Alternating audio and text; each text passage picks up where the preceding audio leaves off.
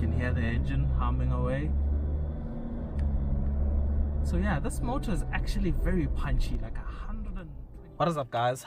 Welcome back to the channel and welcome to a brand new video. Today you join me inside the all-new VW Amarok. This is the 2023 model year.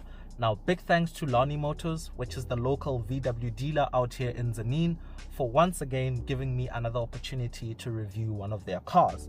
Now, I'll show you guys all around this car. I'll chat you through the different trim levels. I'll chat you through the different engines available. And yeah, we'll also look into pricing and so on.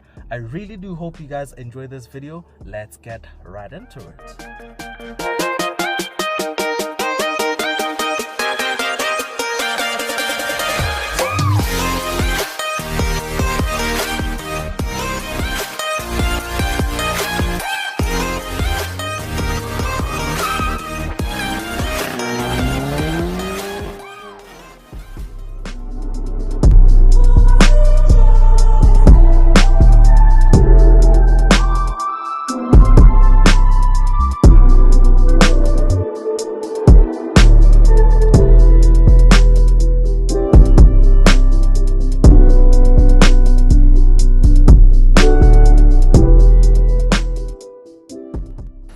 So guys, the all-new VW Amarok. Now, before we get into the video, just take note that we're actually shooting in an active warehouse, so you will hear some background noises, but I promise I'll be very audible.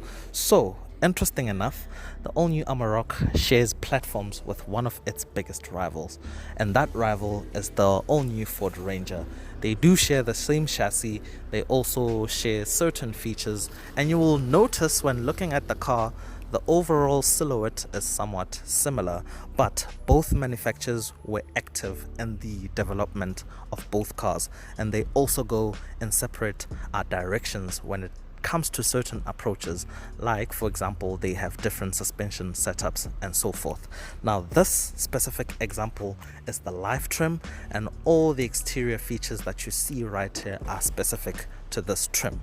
For one, it comes with LED headlights with integrated daytime running lights. I also like how this car is obviously in this gray paint color, but if you check this line right here, the way it kicks up, and this contrasting silver line, the way it kicks down, it forms a kind of X shape on the front. It does look very cool.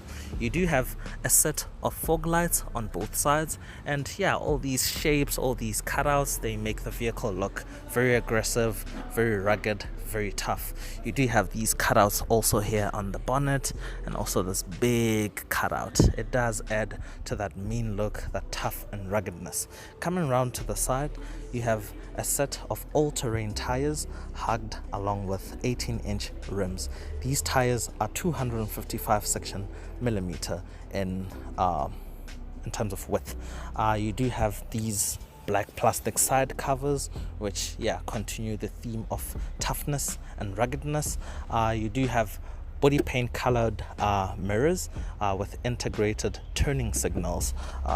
This one has black plastic running boards or side steps, but as you climb up the trims, you can get some chrome touches down there. You have this very strong shoulder line right here, which looks, it makes the car look beefy, makes the car look muscular in a way. You have a 4Motion badge right here. Every car that is spec'd with VW's 4-wheel drive 4Motion system gets this 4Motion badge on the side right there. You get more traditional tail lights on this trim, but as you climb higher up, the cars come with LED tail lights. Rather big Amarok badge embroidered right here on the tailgate. Also a big VW badge, which also houses a reverse camera. This tailgate also locks to keep all your stuff safe. Now, on this live trim, you get this rubberized bed on the back just to protect the paint and so forth. That is pretty much it with the exterior. If we come around to the interior, the side step is actually very handy, especially when you use the grab handle as well. So this trim level has these more cloth seats. And yeah, the interior is very nice, but you will notice the ergonomic layout is somewhat similar to the Ford Ranger. The way this infotainment screen is very vertical, but I do like these toggle switches, the way they're also textured. It's very nice. They feel nice to touch. They also feel nice to press. Now if I just take a moment to start the vehicle, you have an 8-inch info display right there for your driving information and so forth. This infotainment screen is it's 10 inches, and it does have App Connect. All the modern goodies that you'd expect are all here. It's just the more standard screen. You can upgrade it to 12.5 inches, and it certainly looks nicer when it's bigger and so forth. You have 2 USB ports down there, one USB-C, one USB-A, alongside a 12-volt socket, which is very handy indeed. The overall interior layout is very nice. You have all these sharp angles, all these cutouts, like the way the vents are shaped and the way they're integrated into the infotainment screen certainly does look nice. It looks cool. In this specific trim, you get hard plastic, but as you climb up through the range, you do get some more premium material. Out in the back, the room looks spacious enough, but leg room might be a bit tight for very tall people, say people who are about 6 foot tall, but headroom is literally abundant. And there's also a cutout on the roof line for more headroom right there, which is very clever. So now let's chat about all the features that come as standard on this particular trim, which is the Life. So here are all the features that come as standard on the Life trim level. Now for this part, I'm going to use my phone to read out the list because it's a bit long, but let's go. 1, LED headlights with LED daytime running lights, exterior mirrors, electrically adjustable and foldable, a 10-inch diagonal TFT LCD color touchscreen infotainment screen with radio, 6 speakers and Bluetooth, partial active info display, 8-inch TFT LCD multifunction display, smartphone connectivity App Connect with USB interfaces, one Type A and one Type C, leather wrapped multifunction steering wheel, climate control air conditioning system, semi-automatic, front, side, curtain airbags and knee airbag for driver, manual height adjustable for front seats including lumbar support, 18-inch alloy wheels including all-terrain tires, which are 255mm section, rear locking axle, which is differential lock, trailer hitch, park distance control, front and rear sensors, cruise control system with speed limiter with a rear view camera system, lockable tailgate via remote central locking system, electronic parking brake, and that is all the standard features on this vehicle. I think from here, let's discuss all the different trim levels that are available alongside the pricing. So there are 5 available different trim levels. For one, you have the very base Amarok, which starts from this price. On top of that, you have the Life, which is this car, which starts from this price. On top of the Life, you have the Style, which starts from this price. Above that, you have the Panamericana, which starts from this price. And on top of the Panamericana, which is the top of the range, you have the Aventura, which starts from this price. Now here's a clip of how all those different trim levels look.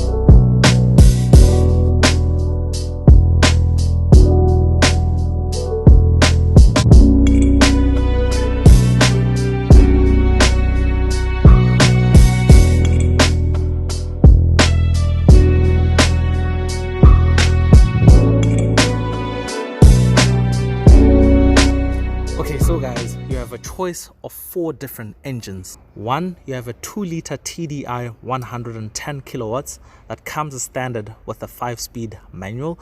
2, you have a 2-liter TDI 125 kilowatts motor that comes with a 6-speed manual, but you can also option it with a 6-speed auto. On top of that, you have a 2-liter bi TDI 154 kilowatts motor that comes only as a 10-speed auto. And top of them all, you have a 3-liter V6 TDI with 184 kilowatts, and that also comes as standard and only with the 10-speed auto. So guys, you joined me inside the all-new VW Amarok. So this has the 125 kilowatts and 6-speed auto setup. So yeah, currently driving around in town, and what I like about these utility vehicles or workhorses is that most of them are pretty much comfortable. Mainly I think it has to do with the very chunky tire profile that they have. So the engine, you can actually hear it humming away. Diesel motors are usually loud, but it's not interfering in any way. But yeah, the suspension feels very, very nice.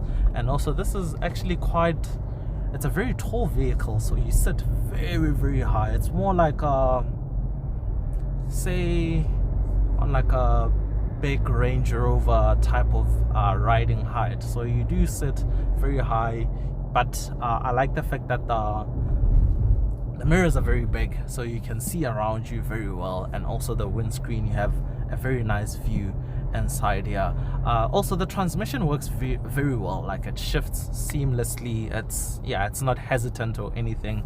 When it's time to get going, it does its thing like it's not there in a way. You can hear the engine humming away. So yeah, this motor is actually very punchy. Like 125 kilowatts is actually some decent power, and the torque, you have all the torque in the world. I'll put the Newton meters on screen right now because I couldn't find the actual number even on the official VW website, but you guys know what the torque is. It does feel very torquey, and I'm currently doing 6.9 liters per 100 kilometers. That's the benefit of diesel motors. They're very efficient. My fuel range at the moment is 412 kilometers. I don't know what the size of the fuel tank is, but I'll put it on screen right now, so you know the range I have, and you know the size of the fuel tank and so forth. So this setup with the 125 kilowatt motor and the 6-speed auto starts from about 760,000 rands. So yeah, that's the pricing for the setup.